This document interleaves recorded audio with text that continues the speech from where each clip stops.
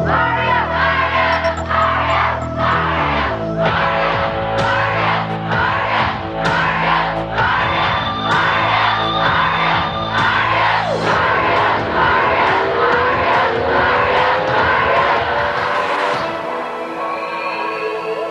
back.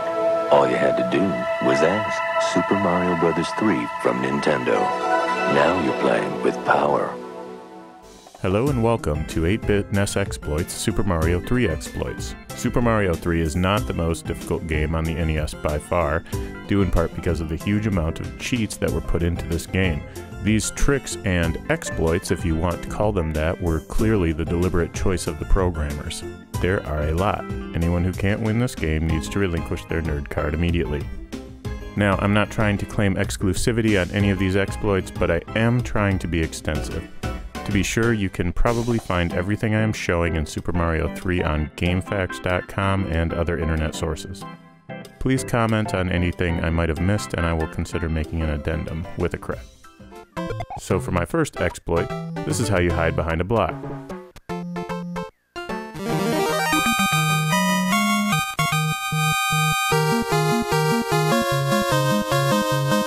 Just kidding.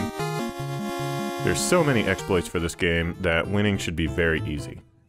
Let's talk about free guys. Super Mario Bros. 3 hands out 1-ups like candy. There are many places to get 99 Marios, and if I'm missing any, please leave a comment and I'll do an addendum and give you cred. Here are the ways that I know of to get basically unlimited free guys. By stomping on enemies without touching the ground, you can get points, and eventually each enemy you stomp becomes a 1-up. You have to be Raccoon Mario to do this. This is possible in World 1-2, 2 Fortress, and 4-1, though it's much trickier after the first world. With all of these, you'll have to move on before the timer runs out or let Mario die and try again. In level 1-2, there is a pipe here that will spit out Goombas. To the right, an incoming winged Goomba. Wait until 4 Goombas have been spat out of the pipe, so you have 5 on the screen. Here's where the Nintendo lag is helpful. With 5 Goombas on the screen, jump on the first one, hold down A so that when you hit it, you will jump higher. At the apex of your jump, start tapping A quickly so that you float back down slowly.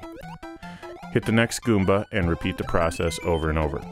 You can't touch the ground at any point, otherwise the sequence will reset.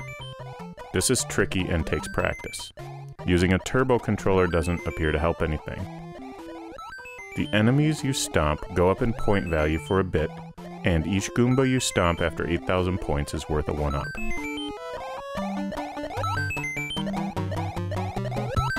The nice thing about free guys in World 1-2 is that it's a simple matter to replenish your power-ups and become Raccoon Mario, which enables you to easily try as many times as you want.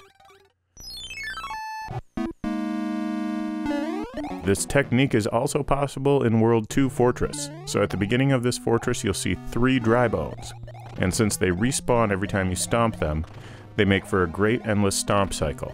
The basic technique is the same. You keep stomping them, never touching the floor, and you will eventually start getting free guys.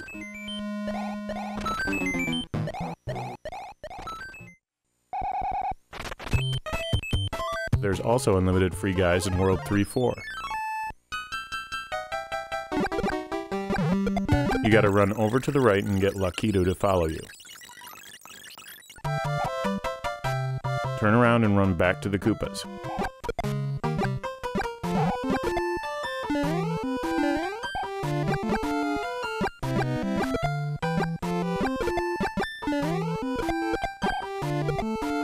Grab this Koopa shell, carry it over to the right, and throw it between these 2 indestructible blocks.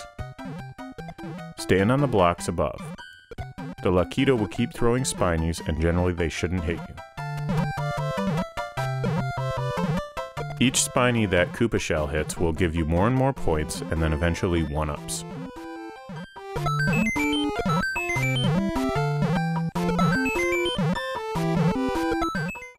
Wouldn't you know it, there's another place you can get infinite lives in World 3-9. Grab a Koopa shell and head to the right, and watch out for the bullet bills and other enemies. You will walk to the right for a bit, and you will encounter 2 bullet bills facing each other with a Bob-omb walking between them. Kick the Koopa shell in between the 2 bullet bills and get up above where it's safe. Now just let the Koopa shell bounce back and forth, racking up free guys once again.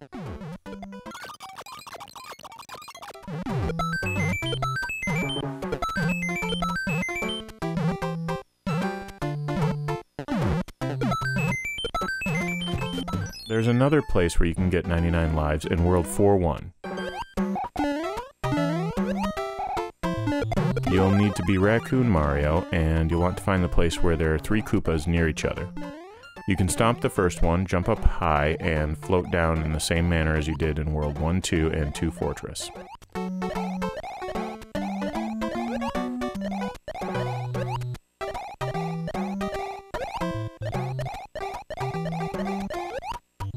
This cycle, however, requires much greater precision, and is not very forgiving.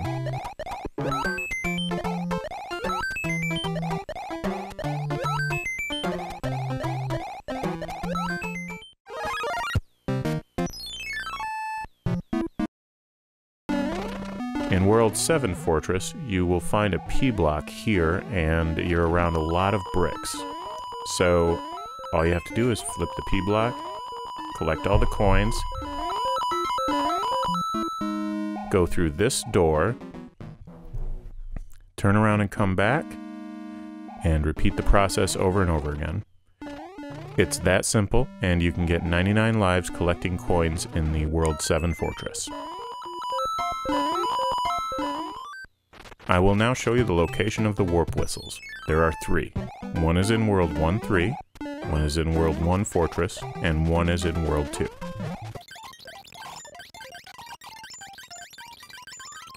In 1-3, you can duck on the last white block before reaching the end of the level. You'll go behind the scenery, then you can run to the right. Go behind the black curtain, behind the card, and continue to the right. Or in other words, just run to the right and don't get hit. You'll enter a room with 1 treasure chest containing a warp whistle.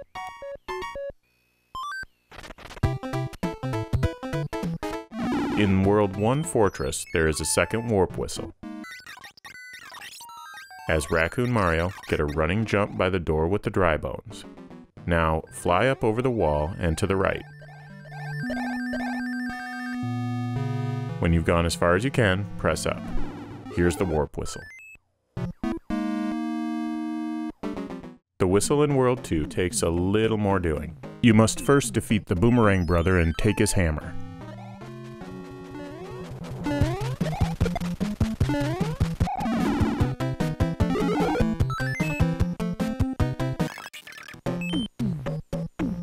Go to the top right corner of the World 2 map and use the hammer. This will open up a hidden section of World 2. I recommend being at least Super Mario. After collecting an unrelated treasure, you will now fight 2 Fireball Brothers, and the prize is the 3rd warp whistle.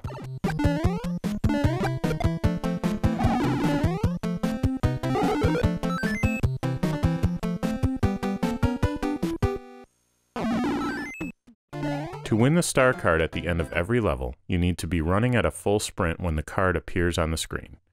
Leap up without slowing down and don't miss. You'll get a star card every time.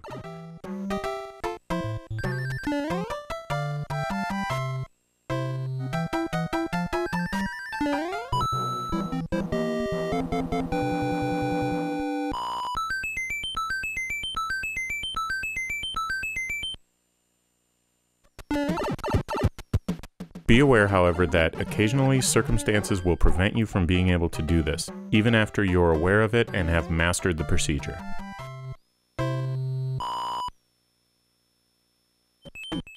I will now show you the 8 solutions to the card games, which are common knowledge. You can find them on GameFAQs and other places, I'm sure.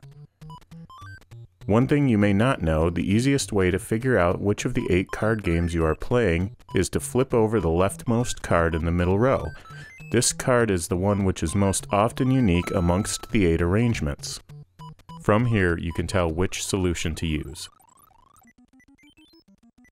Here is the first solution.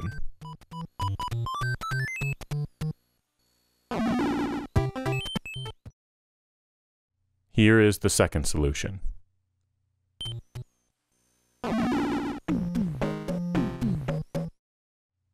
Here is the third solution.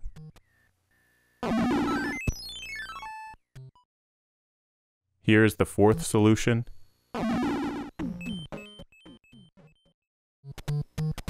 Here is the fifth solution. Here is the sixth solution.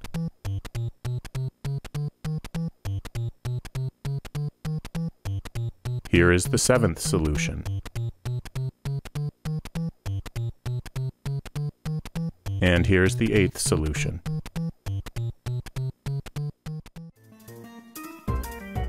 And that concludes part 1. Check in next time, we'll take a look at some more exploits, such as cheaty ways to beat Bowser and how to get white mushroom houses to appear. Please feel free to leave a comment if I missed anything. I will put it in there and give you a cred.